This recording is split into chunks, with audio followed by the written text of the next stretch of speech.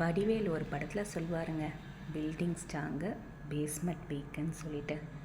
ஆனால் இந்த இடத்துக்கு போகணுன்னா எனக்கு மட்டும்தான் இப்படி இருக்குமான்னு தெரில, பில்டிங்கும் வீக்காக போயிடும், பேஸ்மெண்ட்டும் வீக்காக போயிடும்.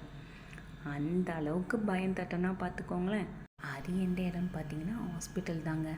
ஹாஸ்பிட்டல் போகிறது, மருந்து எடுத்துக்கிறது, மாத்திரை எடுத்துக்கிறது இதெல்லாம் எனக்கு சுத்தமாக பிடிக்கவும் பிடிக்காது. ஆனால் என்ன பண்ணுறது, 40 வயசானால் சாப்பாடு எடுத்துக்கிறோமோ இல்லையோ மருந்து மாத்திரை எடுத்துக்கிற நிலமையை கடவுள் எல்லாருக்கும் கொடுக்குறாரு இப்போல்லாம்.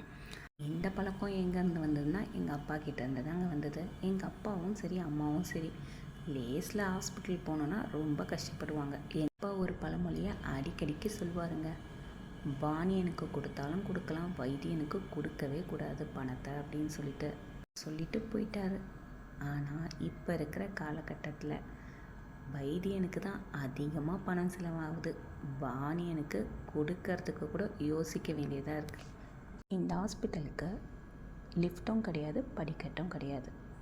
இதே மாதிரி தான் எல்லா ஃப்ளோருக்கும் போகணும். இப்போ நான் போயிட்டு வர்றது ஃபர்ஸ்ட் ஃப்ளோர். இதே மாதிரி வீட்டுக்கு வச்சா நல்லா இருக்குமான்னு ஒரு நிமிஷம் யோசித்தேன். இந்த ஹாஸ்பிட்டலுக்கு இப்போ தான் நான் வரேன், இந்த ஃபர்ஸ்ட் ஃப்ளோரை இப்போ தான் நான் பார்க்குறேன். இந்த மாதிரி ஃபர்ஸ்ட் ஃப்ளோர் கட்ட முடியுமான்னு இப்போ தான் நான் தெரிஞ்சுக்கிட்டேன்.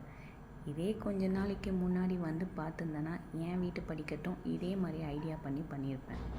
ஏன்னா ஏறுறதும் தெரியல, இறங்கினதும் தெரியல, அந்தளவுக்கு ரொம்ப ஈஸியாக இருந்தது.